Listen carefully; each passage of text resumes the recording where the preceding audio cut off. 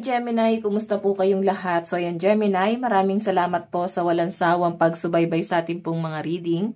And kung ikaw ay bago pa lang sa ating channel, mag-subscribe na po kayo, then i-click mo na rin yung ating notification bell para lagi kang updated sa ating mga bagong upload. And guys, sa mga interested pala sa ating private reading ay nasa description box below lang po yung link ng aking Facebook. Ayan Gemini, message niyo lang po ako, okay?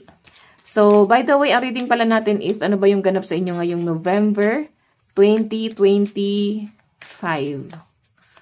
Okay. Gemini, Sun, Moon, Rising, and Venus sign.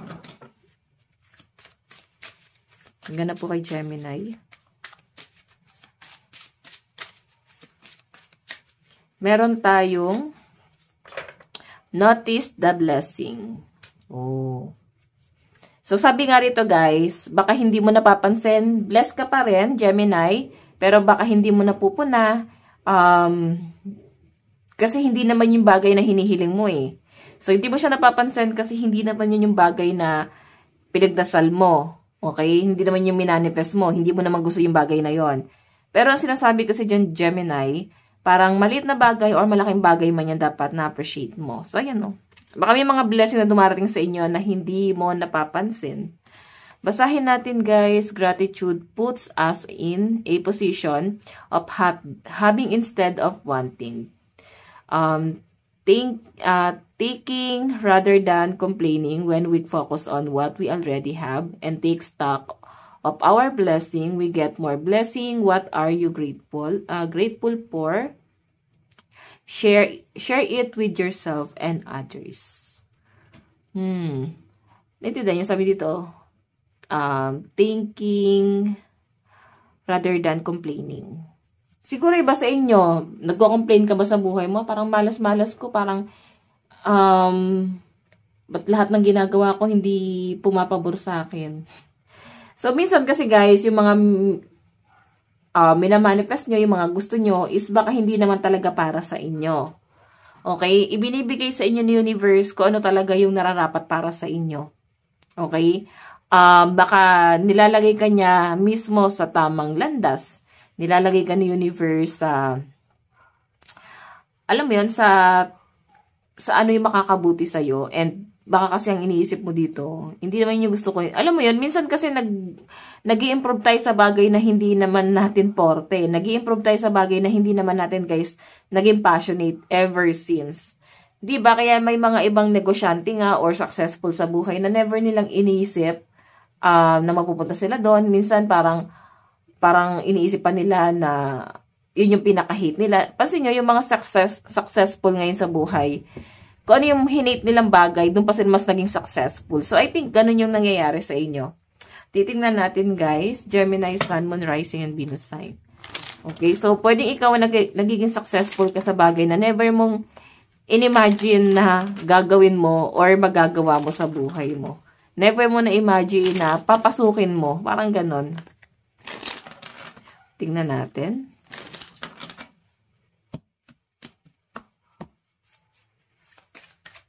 Tignan natin. Gemini, Sun, Moon, Rising, and Venus sign. Meron tayong the Golden Mirror, self-absorbed, narcissist, one-sided, relationship, love bombing. So, may mga taong, parang, I think may mga tao rito ngayon, or Gemini na in relationship, pero yung pinapakita kasi sa akin dyan, guys, medyo nagiging narcissistic or nagiging one-sided tong relationship nyo. Though, napoprovide ng person mo yung pangangailangan mo, maasikaso, maalaga naman si person. Pero nandun kasi sa point na nagiging one-sided siya kasi pwedeng isa lang yung nagpo-provide. Okay? Parang napapansin mo, ba ano bang ginagawa nitong taong to? Parang hindi siya nagiging good provider sa relationship namin. So, ganon. Or baka nagbago na siya. Parang dati siya naman yung nagpo-provide. Ngayon parang nasanay siya na ikaw lang yung nagbibigay. Okay, baka ganon. Tignan pa natin.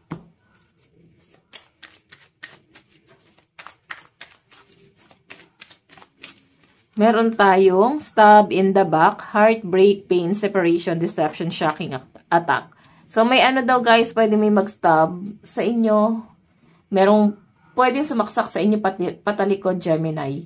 May taksil dito, pwede nangyari na siya ngayon, na-encounter mo na siya ngayong October, pero dala-dala mo pa rin to hanggang November, no? Siguro hindi pa rin mawala sa sistema mo.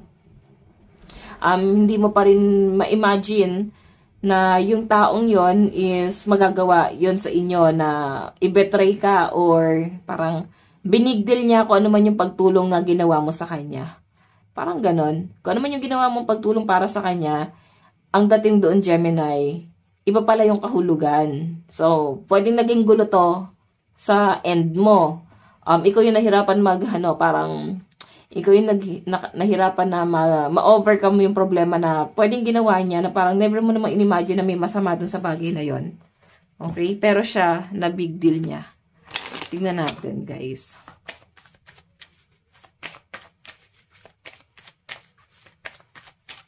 Meron tayong mask. Not showing true feelings, hide, personify, pretend, deludge, gaslighting. Okay, so meron daw someone talaga na hindi nagpapakatotoo sa inyo, Gemini. Ang plastic-plastic nito.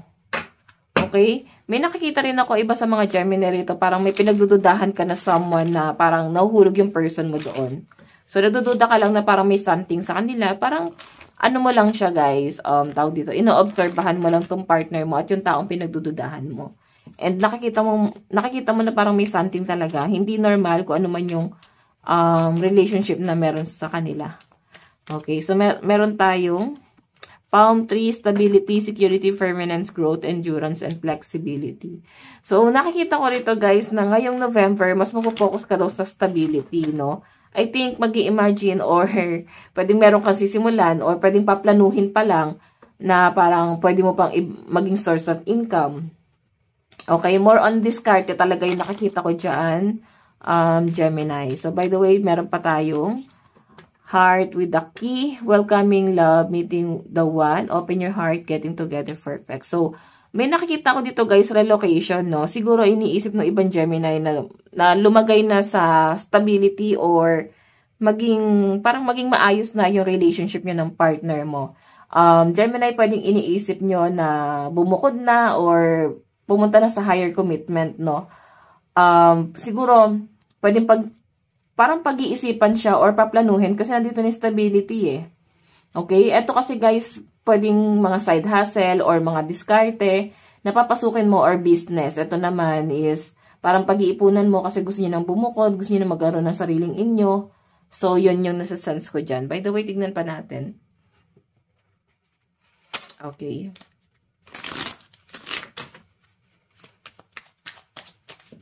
Gemini. Meron tayong slowly but surely. Ayan, no? Ibig sabihin na itong taong to, guys, siya, narcissistic, pero ramdam mo na yan, Gemini.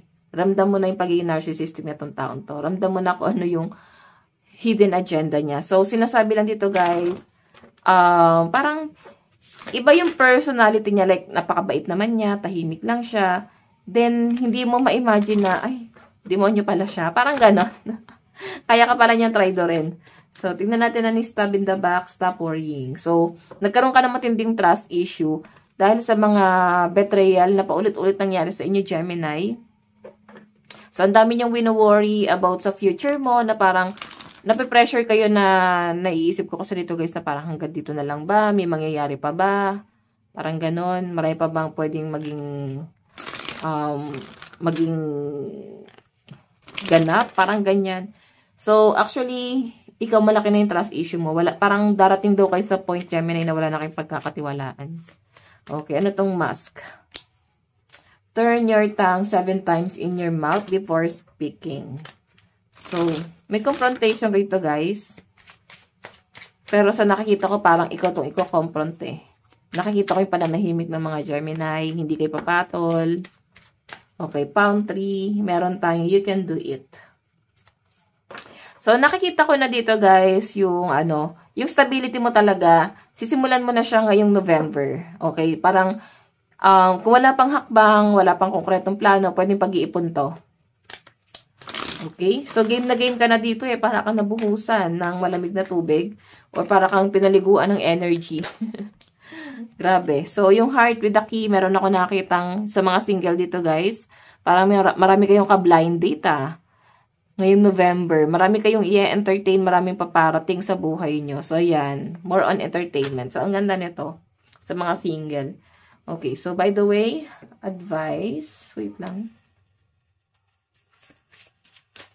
Okay, so meron tayong breaking tail. Breakthrough is at hand. So, yan guys. Ito lang pong inyong reading ngayong November 2025. So, enjoy guys dahil 2 months na lang, 2026 na. Okay, so by the way, maraming salamat. God bless and love you all. Bye-bye!